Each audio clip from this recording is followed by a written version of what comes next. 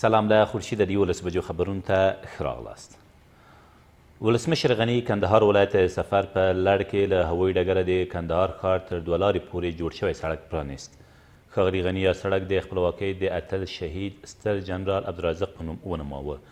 د ولسمشرۍ ماڼۍ د معلوماتو له مخې دغه سړک چې 14.4 کیلومتره اوږدوالی او څه باندې 9 متره سوروالی لري د 2.8 میلیارد افغانیو په لګښت چې د دولت د پرمختیایي بودیجې له لوري ورکول کیږي جوړ شوی دی.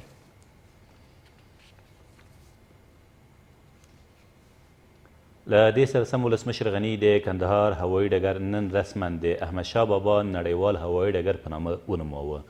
د ولسمشرۍ ماڼۍ د رسنیو دفتر مسؤلین وایي د دغه هوایي ډګر نوم د وزیرانو شورا د چارو د انسجام ریاست په وړاندیز او د ولسمشر له منظورۍ وروسته بدل شوی دی. ښاغلی غني چې نن سهار کندهار ولایت ته تللی ټاکل شوي د دغه ولایت له یو شمېر مشرانو علماو ځوانانو او ښځو سره هم په جلا جلا توګه وګوري.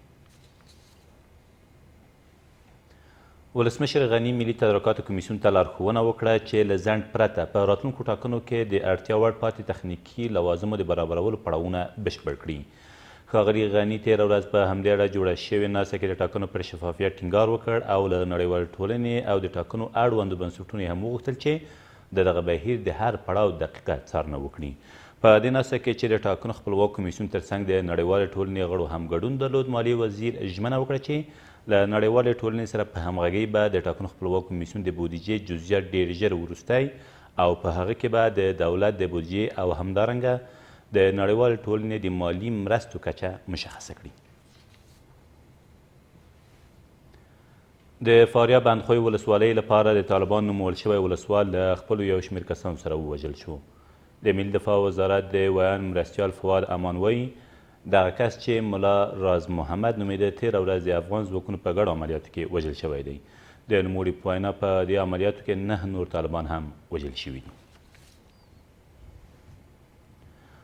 او د هرات په اوبې ولسوالۍ کې د بهرنیو ځواکونو په هوایي عملیاتو کې 7 طالبان ووژل شول.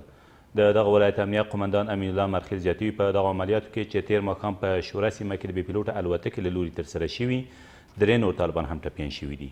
د نوموړي په وینا په دې بمباریو کې د سیمو اوسېدونکو ته زیان نه دی اوښتی. دا تر دې مهاله وروستي خبرونه، تر بیا مو الله امن.